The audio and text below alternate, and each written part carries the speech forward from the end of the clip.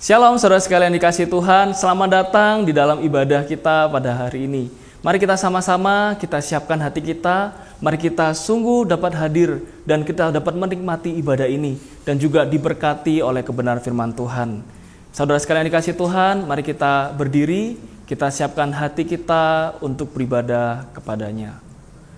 Pertolongan kita adalah dari Tuhan, pencipta langit dan bumi. Kiranya kasih karunia dan damai sejahtera dari Allah Bapa kita dan Kristus Yesus menyertai kita sekalian. Amin. Mari kita sama-sama kita berdoa. Bapa di surga, kami bersyukur untuk pagi hari ini. Kami bersama-sama hadir beribadah. Meskipun kami ada di rumah masing-masing, biarlah Tuhan yang beracara di rumah kami masing-masing. Tuhan hadir memberkati dan menyertai setiap kami. Biarlah setiap kami sungguh Tuhan memperoleh berkat dari ibadah pagi hari ini. Biarlah Kau pakai setiap para pelayan-Mu. Biarlah Engkau yang memberkati mereka, mengurapi. Dan juga Tuhan memakai hamba-Mu yang menyampaikan firman. Biarlah Tuhan juga memberikan karunia. Kami menyerahkan ibadah ini dari awal sampai akhir. Kiranya Tuhan yang memimpin, Tuhan yang beracara. Dan nama Tuhan dimuliakan. Terima kasih ya Tuhan, kami berdoa di dalam nama Yesus. Dan kami mengucap syukur. Amin. Saudara sekalian yang dikasihi Tuhan, mari kita bersama-sama mengerjakan pengakuan iman rasuli bersama dengan saudara seiman di segala tempat, segala zaman, dan segala situasi. Aku percaya kepada Allah, Bapa yang Maha Kuasa, Khalik langit dan bumi, dan kepada Yesus Kristus, Anak yang tunggal Tuhan kita, yang dikandung dari Roh Kudus, lahir dari anak darah Maria, yang menderita sengsara di bawah pemerintahan Pontius Pilatus, disalibkan, mati, dan dikuburkan, turun ke dalam kerajaan maut. Pada hari yang ketiga bangkit pula dari antara orang mati, naik ke sorga, duduk di sebelah kanan Allah, Bapa yang Maha Kuasa, dan dari sana Ia akan datang untuk menghakimi orang yang hidup dan yang mati. Aku percaya kepada Roh Kudus, gereja yang kudus dan am, persekutuan orang kudus, pengampunan dosa, kebangkitan tubuh, dan hidup yang kekal. Amin. Silakan duduk. Inilah iman percaya kami Tuhan. Kami berdoa biar iman kami tidak tergoyahkan. Amin. Come on. Bapakku yang kekal, pencipta yang esa, Maha Kuasa, dikandung Roh Yesus Kristus datang, Kau juru selamatku. Ku percaya Allah Bapa, ku percaya Sang Putra, ku percaya Roh Kudus-Mu, Kawalah Tritunggal. Ku percaya kebangkitan ada dalam kita, ku percaya dalam nama Yesus. Haleluya. Hakim dan pembela disalib sengsara, Kaulah Ramaku,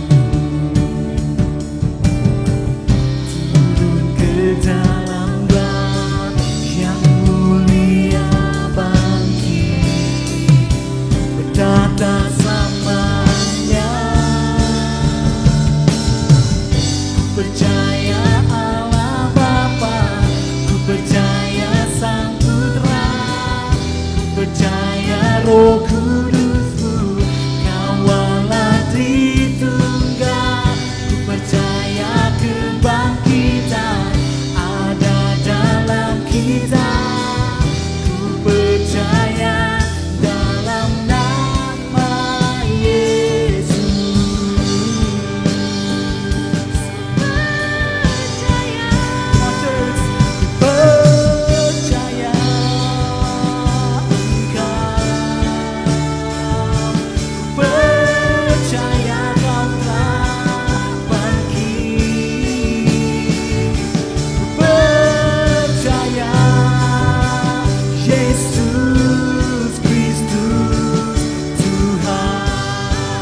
One more time.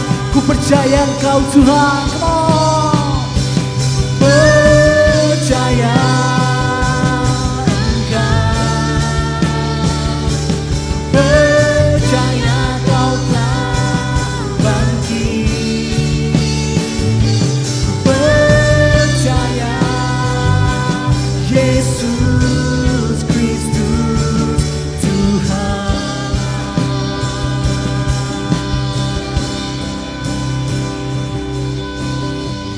Ku percaya hidup kekal, lahirnya anak darah, orang kudus bersekutu, gereja yang kudus. Ku percaya kebangkitan waktu Yesus datang. Ku percaya dalam nama Yesus. Ku percaya Allah Bapa, ku percaya Sang Putra, ku percaya Roh Kudus-Ku, kawalah Tritunggal. Ku percaya kebangkitan ada dalam kita. Ku percaya dalam nama Yesus. Percaya dalam nama Yesus.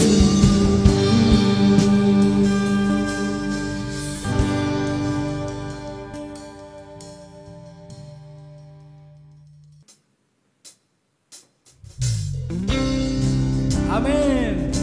Tuhan, dimanapun saat ini kami berada, kami sama-sama memuji-Mu Tuhan.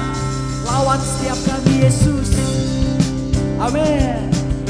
Mungkin kami sedang jauh daripada Tuhan, kami ingin mengejar Kau Tuhan. Ajarku berdiam dekat di hati-Mu. Amin. Di saat ku berpaling, temukan cinta-Mu. Terima kasih Tuhan. Di sana Kau menanti untuk bawaku lagi bersekutu. Yes. Sama-sama kita katakan, come on. Ku dan bahagia. One more time.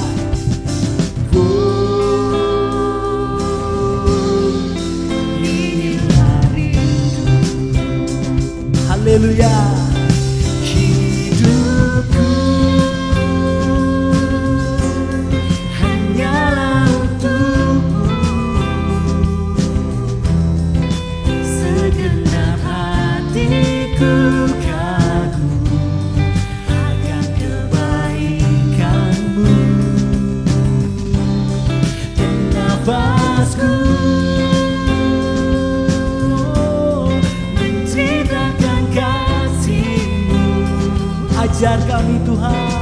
Ajarku berdiam kekal di hati-Mu.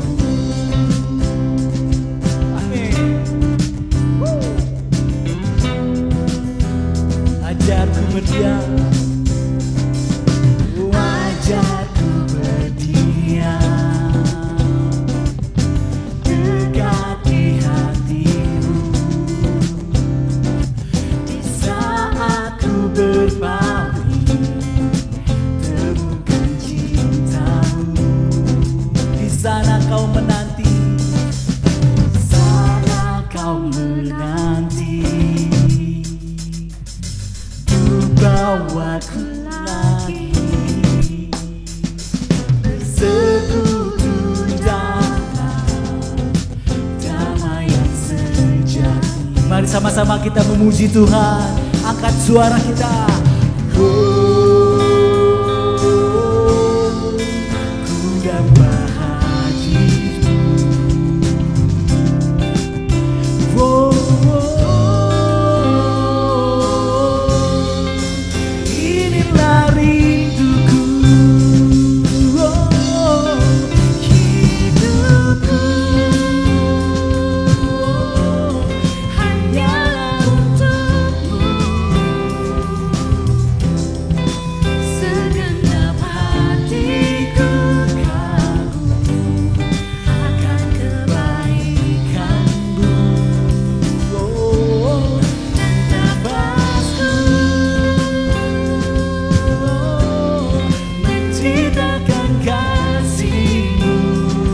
ajar kami.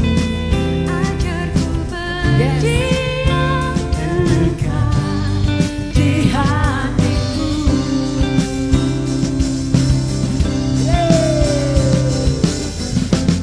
Mungkin saat ini kami sedang jauh darimu Tuhan. Mungkin saat ini kami berjalan sendirian, tapi kami terpesona oleh Engkau Tuhan, karena Engkau selalu menanti kami. Engkau menunggu kami untuk pulang Tuhan. Kami menyembah-Mu Tuhan, di rumah kami, mungkin di mobil kami menyembah-Mu Tuhan. Yes. Amin. Come on.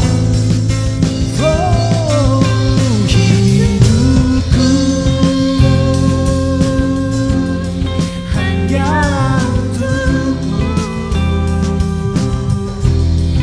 Segenap hatiku kagum akan kebaikan-Mu. Oh, dan nafasku menciptakan kasih-Mu. Ajarku berdiam dekat di hatimu. One more time. Hidupku hanyalah untuk-Mu Tuhan. Hidupku hanyalah untuk-Mu. Segenap hatiku kagum akan kebaikan-Mu. Oh, dan nafasku menceritakan kasih-Mu. Ajarku berdiam dekat di hatimu. Ajarku berdiam dekat dengan hati-Mu Tuhan. Yes. Ajarku berdiam dekat di hatimu. Ajarku berdiam dekat di hatimu.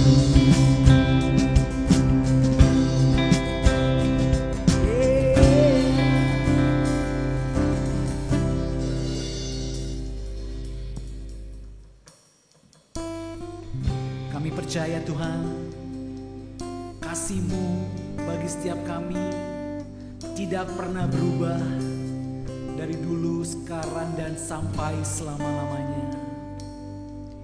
Amazing grace, how sweet the sound that saved a wretch like me. Thank you, Jesus. I once was lost, but now I'm found. Was blind, but now I see. 'Twas grace that taught my heart to feel and pray. Terima kasih Tuhan. Fears relieve. How precious did that grace appear, the hour I first believed. My chains are gone, I've been set free. My God, my Savior has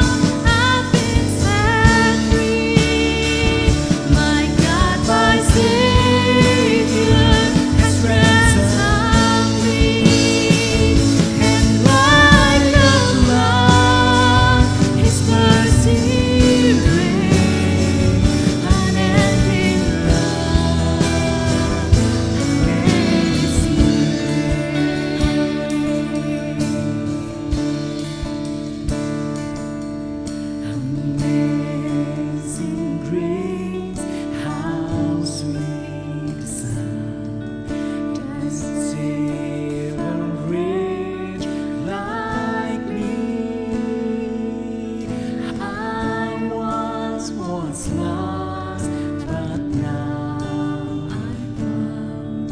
Was blind, but now I see. Was blind, but now I see.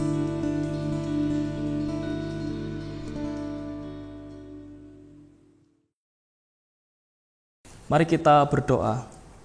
Bapa di surga, kami bersyukur untuk setiap ibadah pujian kami. Biarlah Tuhan berkenan melalui puji-pujian kami. Saat ini kami rindu Tuhan mendengarkan firman-Mu. Biarlah Tuhan memberkati setiap kami. Berikan hikmat sehingga kami dapat melakukannya. Berkati hamba-Mu, Tuhan urapi, Tuhan yang perlengkapi. Pakai lidah bibir hamba-Mu dalam menyampaikan firman-Mu. Kami terima kebenaran-Mu Tuhan, di dalam nama Yesus kami berdoa. Amin. Ya, shalom saudara sekalian dikasihi Tuhan. Pada saat ini kita sama-sama akan merenungkan firman Tuhan yang diambil dari Yesaya 44, ayat yang ke-9 sampai yang ke-11. Mari kita sama-sama kita fokus ke dalam pembacaan Alkitab. Saya akan membacakan bagi saudara sekalian ayat 9 sampai ayat yang ke-11. Kiranya saudara sekalian dapat mengikuti di rumah masing-masing. Ayat 9. Orang-orang yang membentuk patung semuanya adalah kesia-siaan, dan barang-barang kesayangan mereka itu tidaklah memberi faedah. Penyembah-penyembah patung itu tidaklah melihat dan tidaklah mengetahui apa-apa. Oleh karena itu mereka akan mendapat malu. Siapakah yang membentuk Allah dan menuang patung yang tidak memberi faedah? Sesungguhnya semua pengikutnya akan mendapat malu, dan tukang-tukangnya adalah manusia belaka. Biarlah mereka semua berkumpul dan bangkit berdiri. Mereka akan gentar dan mendapat malu bersama-sama. Saudara sekalian dikasihi Tuhan, tema pada hari ini adalah siapakah Tuhanmu? Sebuah pertanyaan yang kalau kita ditanyain pasti kita sudah tahu jawabannya. Tapi mari kita sama-sama kita merenungkan di dalam firman Tuhan pada pagi hari ini. Mungkin saudara sekalian ada yang pernah melihat komik strip seperti ini. Yaitu ada seseorang yang ingin makan sebuah buah-buahan ya. Lalu dia memotong pohon dan dia membentuk dari pohon itu adalah sebuah patung. Dan kemudian dia menyembah patung itu supaya patung itu memberikan buah. Mungkin kita pernah tahu ya gambar ini dari mana. Nah, bagi kita semua, kita melihat gambar ini adalah sebuah hal yang konyol. Di mana mungkin ya kalau kita tahu, kita tinggal tunggu aja pohon itu mengeluarkan buah, maka kita bisa dapat makan buahnya. Nah, tetapi kalau kita bisa melihat di dalam pemberitaan firman pada pagi hari ini, mari kita sama-sama kita lihat. Ternyata penyembahan berhala yang dilakukan seperti dalam komik itu, pada saat ini mungkin tidak banyak orang yang dapat melakukannya. Kita semua secara logika akan tahu bahwa tidak mungkin apa yang dibuat oleh manusia dapat menolong manusia itu sendiri. Nah, pada waktu ini kita bisa lihat di dalam hari-hari ini kita tidak secara langsung melakukan penyembahan berhala. Kita tahu bahwa ketika kita menyembah patung adalah hal-hal yang sia-sia. Tetapi tanpa kita sadari, kita orang-orang percaya dan juga orang-orang di luar sana, sadar tidak sadar kita terhanyut di dalam penyembahan berhala yang lain. Mari kita lihat sama-sama ya. Kalau kita lihat di ayat yang kita baca di perikop ayat 9 sampai 20, di situ sangat jelas tentang bagaimana tukang-tukang membuat dewa-dewa tuangan, baik dari besi maupun dari kayu. Itu cara kerja iblis pada ribuan tahun yang lalu. Jika pada zaman sekarang, tentu iblis tidak akan pakai cara demikian. Iblis akan menggunakan cara yang lain. Kita harus tahu, cara kerja iblis adalah cara yang licik, yang membuat setiap orang dapat secara sukarela mengikuti aturan mainnya. Di zaman sekarang, iblis tidak perlu pakai patung-patungan, tidak perlu sesembahan, tetapi melalui ilah-ilah yang dilakukan dan juga sudah diterapkan secara tidak langsung di dunia ini. Apa saja? Mari kita lihat. Setidaknya ada 9 hal ilah-ilah yang sangat dekat dengan dunia kita saat ini. Jika mungkin teman-teman dapat lihat ada apa saja di situ ya. Ada ateisme, ada juga moral relativisme, ada juga saintisme di mana penyembahan terhadap pengetahuan, ada juga tentang pluralisme, humanisme, dan juga ada hedonisme, ada juga sekularisme, dan juga yang terakhir adalah eksistensialisme. Itu adalah hal-hal ilah-ilah yang tanpa disadari mempengaruhi setiap kita, di mana kita secara tidak langsung kita menyimpang dari Allah, di mana ketika kebenaran itu menjadi hal yang relatif, maka kita mulai meragukan kebenaran daripada Allah. Ketika kita mengangkat humanisme yang terlalu tinggi, kita melihat aturan Tuhan itu mulai tidak relevan karena tidak manusiawi. Ketika kita lihat juga secara hedonisme, semuanya berpusat kepada diri kita. Ketika lihat sekularisme, seluruhnya mulai dipisahkan antara kerohanian dengan keduniawian. Dan yang paling utama sekarang adalah eksistensialisme, di mana orang-orang menunjukkan eksistensi diri, bahwa aku berhak untuk menunjukkan diriku apa adanya dan aku berhak bahagia. Dan kita bisa lihat bersama-sama apa saja ya. Kita lihat kenapa di zaman sekarang generasi ini banyak yang sakit depresi, gangguan mental. Kita bedah sama-sama. Yang pertama adalah karena pemahaman FOMO atau fear of missing out, yang dimana adalah perasaan kecemasan yang dialami oleh seseorang ketika tidak mengakses media sosial, sehingga dia merasa ketinggalan akan info, tren, berita, dan apapun itu. Inilah kita bisa lihat ya, dari ilah-ilah yang tadi itu muncul di dalam kehidupan kita sehari-hari, mulai mempengaruhi cara kita, sehingga kita melihat media sosial sebagai hal yang harus diikuti. Bahkan ketika kita tidak mengikutinya, kita merasa ketinggalan, paling kudet. Dan apalagi kita bisa lihat juga tentang konsep kesuksesan. Jika teman-teman lihat di dalam tampilan layar kaca masing-masing, tentu hal ini juga sering kita lihat ya, postingan di akhir-akhir ini, di mana ada tulisan, ketika umur 25 tahun, apa yang kamu miliki? Lalu di tulisan itu punya uang 100 juta. Ini kelihatannya sesuatu hal yang keren ya, bagus, memberikan motivasi. Tetapi tentu hal ini juga menimbulkan kecemasan bagi anak-anak generasi muda saat ini, yang dimana ketika umur mereka semakin hari semakin bertambah dan mereka tidak mempunyai standar ideal yang diberikan, tentu hal itu membuat seseorang menjadi stres, sehingga kita bisa lihat banyak orang yang fokus hanya kepada mencari materi yang ada. Dan bagaimana dengan contohnya seperti saya, umur sudah di atas 25 tahun, tidak punya 100 juta, apakah berarti saya termasuk orang yang gagal? Nah, dunia mempengaruhi cara berpikir kita, sehingga kita mau tidak mau, sadar tidak sadar, ikut cara main dunia. Dan itu membuat kita semakin jauh daripada Allah. Lalu apalagi kita bisa lihat juga tentang mindset pekerjaan. Tentu hal-hal akhir-akhir ini pekerjaan yang paling digandrungi adalah pekerjaan konten digital, yaitu bagaimana kita menjadi konten kreator. Bahkan berbondong-bondong orang ingin menjadi YouTuber, TikTokers, bahkan selebgram. Dan semuanya ingin mendapatkan apa? Mendapatkan meraih keuntungan, meraih nama, bahkan terkenal. Tetapi apakah semuanya mendapatkan? Tidak ya, hanya beberapa. Dan itu juga membuat orang-orang di generasi ini cemas. Mereka mencari gimana supaya tenar, sehingga membuat dunia ini banyak berita-berita viral tetapi sangat tidak berfaedah ya. Kita bisa lihat hal inilah ya, mempengaruhi di dalam dunia digital ini, ilah-ilah yang ada, penyembahan-penyembahan berhala yang tanpa sadar kita ikuti. Kalau kita nggak ikut, kita merasa ketinggalan. Kalau kita nggak ikut, kita merasa tidak gaul, tidak keren. Dan ini tanpa sadar membuat kita semakin jauh daripada Allah. Lalu kita bisa lihat juga contohnya, ada seseorang gadis yang sangat cantik, namanya adalah Matsuri Takahashi, di mana dia itu adalah seseorang yang sangat berbakat, lulusan Universitas Tokyo, universitas terbaik di Jepang. Dan dia bekerja sebagai seorang yang memberikan pemasaran secara online ya, iklan online di perusahaan yang besar.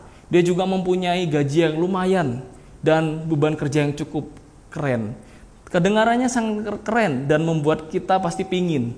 Tetapi apa yang terjadi dengan Matsuri ini, Si doi ini dia di dalam kesuksesannya, di dalam kepopulerannya yang dia dapatkan, dia merasa stres, dia merasa tertekan dengan pekerjaannya. Sehingga dia pernah memberikan tulisan di Twitter bahwa dia ingin bunuh diri. Dan pada akhirnya kita bisa lihat di tahun 2015, 25 Desember pas hari Natal, dia memutuskan mengakhiri hidupnya dengan membunuh dirinya. Dan ketika diselidiki ternyata jelas bahwa Matsuri ini mempunyai gangguan mental karena beban pekerjaan yang terlalu berat sekalipun dia di dalam posisi puncak hidupnya. Dan ini juga sering terjadi di Jepang sendiri ya, yang dimana adalah namanya itu karoshi, dimana seseorang bisa mati bunuh diri karena akibat stres, tekanan kerja. Bahkan ada juga orang yang meninggal secara mendadak karena akibat stres ini. Kita bisa lihat dunia dibentuk mulai menjauh daripada Tuhan, mulai mengejar akan sesuatu ilah yang paling kuat. Yang kalau ada di gambar ini kita bisa lihat penyembahan berhala yang paling kuat adalah uang. Uang adalah sekarang tanda kutip menjadi Tuhan yang baru. Semua orang fokus mencari uang, semua orang fokus gimana caranya untuk supaya mendapatkan uang itu. Sehingga kita bisa lihat semuanya berlomba-lomba mengumpulkan pundi-pundi itu dan mulai melupakan Tuhan. Mungkin kita secara kehidupan kita sehari-hari kita tetap beribadah, kita tetap baca Alkitab, tetap berdoa. Tetapi fokus pikiran kita bagaimana saya mendapatkan uang yang banyak, bagaimana supaya saya berinvestasi mendapatkan keuntungan yang besar. Inilah kita bisa lihat di ayat 20 ya. Dikatakan bahwa orang yang sibuk dengan abu belaka disesatkan oleh hatinya yang tertipu. Sesungguhnya banyak orang yang mulai tertipu dan menipu dirinya sendiri. Ikut oleh arus dunia sehingga tanpa sadar menyembah ilah-ilah yang baru yang ditawarkan oleh iblis. Di mana menyembah akan kekayaan, akan ketenaran, dan juga akan kenikmatan dunia. Dan kita bisa lihat lagi di ayat 20 ya. Sesungguhnya ayat 20 ini memberikan penjelasan bahwa ia tidak dapat menyelamatkan jiwanya dan mengatakan bukankah dusta yang menjadi peganganku. Kita bisa lihat di dalam dunia ini yang menjadi pegangan orang-orang ini adalah dusta yang diberikan, yang berputar sehingga semua orang menjadi percaya oleh sistem dunia ini. Tapi syukur kepada Tuhan, sekalipun di dalam keterpurukan, justru di dalam pandemi COVID ini, sebenarnya Tuhan ingin menyadarkan, dengan hancurnya tatanan dunia yang ada, segala sektor yang ada, Tuhan ingin seperti menunjukkan kepada manusia, bahwa hal itu tidak ada artinya.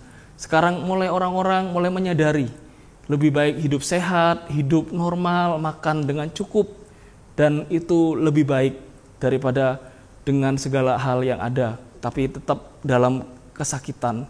Kita bisa lihat juga di dalam ayat berikutnya ya, dikatakan bahwa ketika dia bilang dia tidak dapat menyelamatkan jiwanya.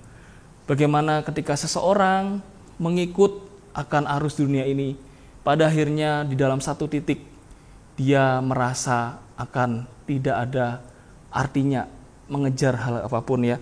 Bahkan ada seorang yang sangat luar biasa ya, Bill Gates, dia dengan kekayaannya yang cukup besar, dia pun mengatakan sebuah quote yang mengatakan bahwa jika kamu lahir dalam keadaan miskin itu bukan salahmu.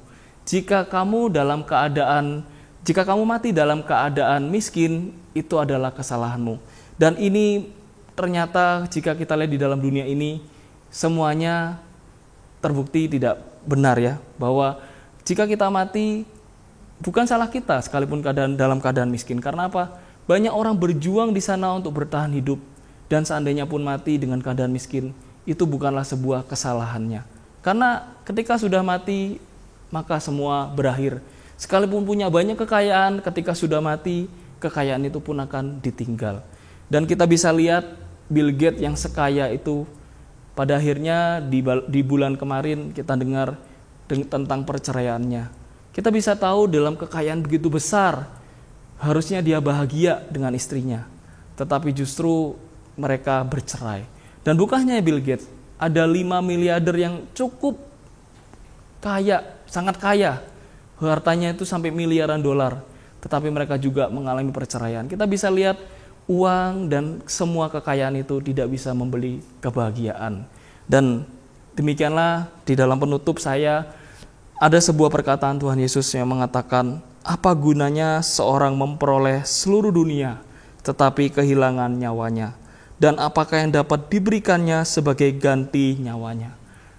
Kata-kata ini sebenarnya diberikan pada waktu itu ketika pada suatu hari Tuhan Yesus mengatakan sejujurnya kepada para murid bahwa dia akan mengalami penderitaan, akan mati, tetapi dia akan bangkit. Tetapi pada waktu itu ada seorang muridnya yang bernama Petrus berkata, Tuhan, kiranya Allah menjauhkan hal itu daripada engkau. Dan apa yang dikatakan oleh Tuhan Yesus, dia berkata bahwa enyalah iblis. Dia tahu bahwa Petrus sedang dipakai iblis untuk menggagalkan rencana karya keselamatan yang seharusnya dilakukan. Dan dikatakan apa? Engkau menjadi batu sandungan bagiku. Dan kita bisa lihat perkataan Tuhan Yesus ini sangat jelas. Ketika mengikut Tuhan, maka dia harus rela menderita, mengikut salib dan juga mengikut Tuhan. Mari saudara sekalian dikasih Tuhan, ketika kita mengikut Tuhan Yesus, kita sama-sama kita melihat di dalam dunia ini bahwa ketika kita mengikut Tuhan, banyak tawaran-tawaran yang membuat kita terpikat. Kita harus berwaspada, jangan sampai kita terbawa arus dan tanpa sadar menyembah ilah-ilah yang baru ini. Biarlah kita sungguh-sungguh, kita setia, kita sungguh-sungguh datang kepada Tuhan pada saat ini. Kita, jika di dalam firman yang sudah disampaikan ada sesuatu hal yang diingatkan, mari kita sama-sama kita mengaku dosa, kita sama-sama minta ampun kepada Tuhan. Dan biarlah Tuhan memberikan setiap kita hikmat, kewaspadaan di dalam menjalani hari-hari yang semakin jahat ini. Mari kita berdoa. Bapa di surga, kami bersyukur pada hari ini kami diingatkan bagaimana banyak ilah-ilah yang tanpa sadar mempengaruhi cara berpikir kami, sehingga kami fokus menyembah kepada yang lain selain daripada Engkau. Tuhan, biarlah Engkau berikan setiap kami hikmat, berikan setiap kami pengertian dan kewaspadaan, sehingga kami tidak terbawa arus dunia ini dan meninggalkan Engkau. Tuhan, biarlah Kau yang terus memberkati setiap anak-anak-Mu yang beribadah pada pagi hari ini. Tuhan yang memberikan hikmat, memberikan berkat daripada Tuhan. Tuhan juga tolong untuk setiap pergumulan yang mereka alami. Baik itu mereka saat ini bergumul dengan pekerjaan, bergumul dengan kesehatan, bergumul dengan juga relasi dengan orang lain. Tuhan, kiranya Tuhan tolong memberikan akan jalan keluar, Tuhan yang beracara, sehingga setiap kami sungguh dapat melihat bagaimana pekerjaan Tuhan yang luar biasa dalam hidup kami. Berkati terus Tuhan kami dengan firman-Mu, dan sehingga kami dapat melakukannya. Dan kami juga berdoa menyerahkan untuk gereja kami. Kami bersyukur pertolongan Tuhan, penyertaan Tuhan sampai hari ini. Biarlah Tuhan terus memberkati untuk setiap para majelis, setiap para hamba Tuhan, dan setiap para jemaat yang ada. Biarlah Tuhan yang menolong, memberikan kesatuan di dalam memberikan pemuritan. Biarlah semuanya dapat berjalan sesuai kehendak Tuhan. Berkati terus juga untuk sekolah kami ya Tuhan. Saat ini kami bersyukur ketika banyak kegiatan sudah berlangsung, baik ujian yang sudah selesai, wisuda, bahkan kami akan liburan. Biarlah Tuhan juga tolong memberkati setiap anak-anak-Mu. Mereka dapat menggunakan waktu istirahat di rumah mereka masing-masing. Mereka menjaga diri dari virus penyakit yang ada. Berkati juga untuk segala persiapan setiap anak-anak-Mu yang akan memasuki jenjang yang baru. Tuhan juga persiapkan hati mereka, persiapkan untuk segala kebutuhan Tuhan yang cukupkan. Berkati juga untuk setiap para guru, berkati juga setiap para kepala sekolah yang ada di tiap unit. Tuhan berkati setiap pergumulan supaya mereka dapat menolong, mereka dapat menerima akan pertolongan daripada Tuhan. Kami juga menyerahkan untuk setiap saudara-saudara kami yang saat ini, mereka yang bergumul, mereka dalam kesusahan perekonomian. Tuhan tolong mereka tetap di dalam pertolongan Tuhan. Tuhan jagai di dalam setiap pekerjaan mereka. Berikan juga mereka Tuhan kesehatan, berikan juga mereka juga pertolongan daripada Tuhan. Berkati untuk bangsa negara kami Tuhan. Kami berdoa untuk Pak Presiden Jokowi, berkati juga para menteri, para pemerintahan hingga ke daerah-daerah. Berikan mereka hati yang takut akan Tuhan, dapat memimpin dengan hati yang melayani rakyat. Berkati juga untuk setiap para masyarakat Indonesia, Tuhan juga tolong berikan hati yang takut akan Tuhan, mengikuti aturan yang ada. Kami juga berdoa untuk setiap orang-orang yang mengalami sakit penyakit, biarlah Tuhan juga yang menyembuhkan. Tuhan juga yang menolong untuk para tenaga medis, aparat pemerintahan yang ada. Mereka dapat diberikan kesehatan, kesabaran di dalam menangani setiap pasien yang ada. Berkati juga untuk orang-orang mungkin yang berniat jahat, mereka yang ingin mengacaukan Indonesia ini, Tuhan berikan mereka kesadaran, Tuhan yang jamah hatinya sehingga mereka dapat menyadari kesalahan mereka. Tuhan, kami menyerahkan setiap pokok doa kami ini ke dalam tangan-Mu. Tuhan yang menjawab tepat pada waktunya, dan biarlah Tuhan yang beracara. Di dalam nama Yesus kami berdoa. Amin. Saudara sekalian, mari kita berdiri. Doksologi segala kemuliaan bagi Tuhan.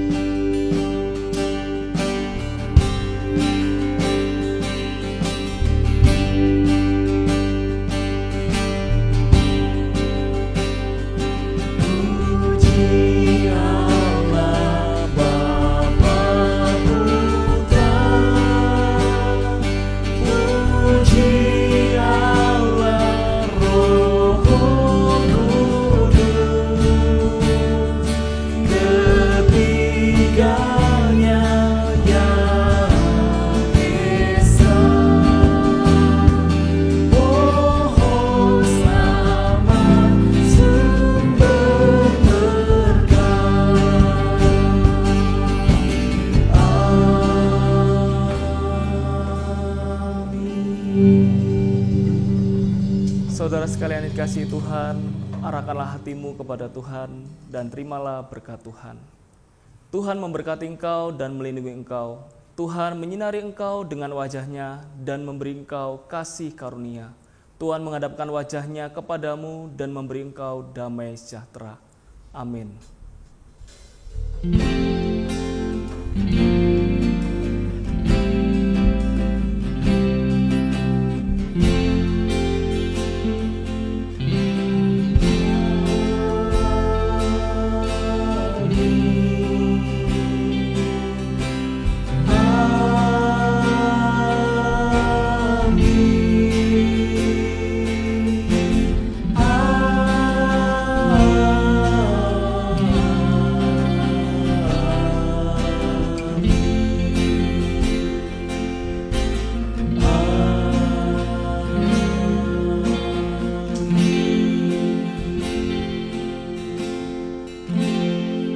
Silakan duduk, doa teduh.